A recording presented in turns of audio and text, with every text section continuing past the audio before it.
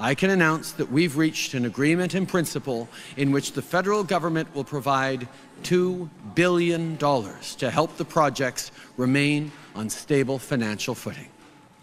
That's $1 billion as an investment in the province's portion of the Labrador Island Link and $1 billion as a loan for the Muskrat Falls and Labrador transmission assets.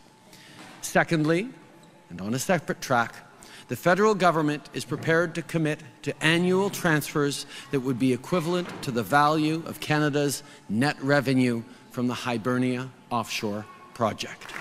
As all Newfoundlanders and Labradorians know, this has been a conversation that has been going on for many, many years between provincial government and federal governments on the issue of Hibernia, and we are very, very pleased to be able to come to this groundbreaking, forward-looking agreement for decades to come.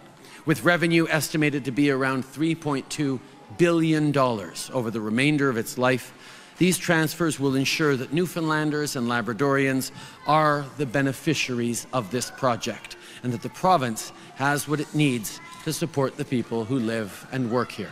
We recognize that there were significant mistakes made many years past, but also we recognize that it is important that Canadians be there for one another. That's certainly something we've seen throughout this pandemic, Canadians having each other's backs. It's a promise that this government made, not just to the people of Newfoundland and Labrador, but indeed to all Canadians. We'd have their backs as much as it took, as long as it took to get through this pandemic, and that applies to other crises as well.